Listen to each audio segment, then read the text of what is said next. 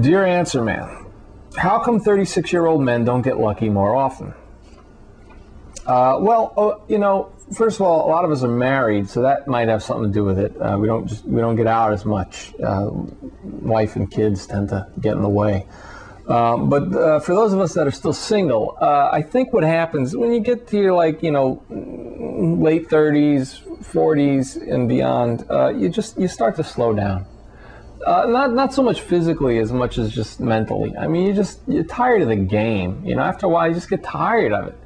I mean, you still go through the motions, and you start out the evening, with the best of intentions. I mean, you dress the part, you look nice, you go to the bar, you buy the drinks, you put in your time. It's just that after like a few hours, it gets to be like 10:30.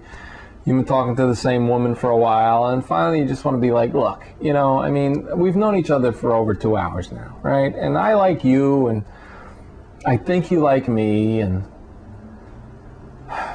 quite frankly, The Sopranos are coming on in like a half an hour, and I forgot to set my VCR. So I just need to know, is anything going to happen between us? I mean, is there a possibility here for, I mean, because I'll watch a rerun for you, but I just, I mean, we just get tired. And not only that, but women prefer younger men. They do. They'll never admit it, but it's true. They prefer younger men because you can mold younger men. There's still a chance to, turn them into something that they can actually tolerate. You're 25. You could teach a guy, how to wear socks that match. How to make a bed, how to wash a dish. When we're 36, 37, 40s, we're done. We're set in our ways at that age. And if you're single at that age, there's a pretty good chance that you wear tube socks with dress pants. But, even so, I mean, a lot of us guys in our late 30s, early 40s do okay with women. I mean, just the other day, about a week ago, give or take a month.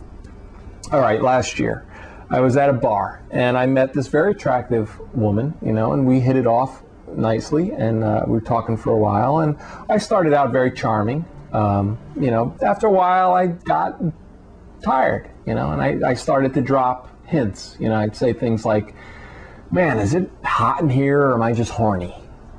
You feel it? I mean, are you horny too? Are you a little horny there, maybe?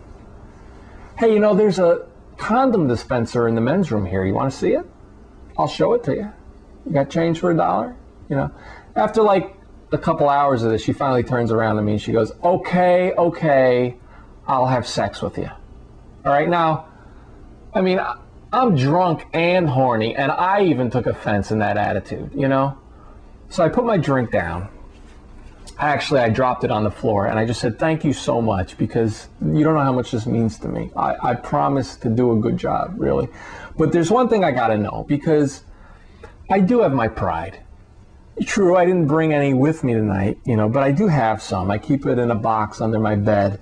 There's just not that much left, so I don't want to waste it. But I got to know, is this sympathy sex? Because I really don't want sympathy sex. And she looked at me, and without blinking, she just said, no, this is not sympathy sex. I don't have sex with men out of sympathy, okay?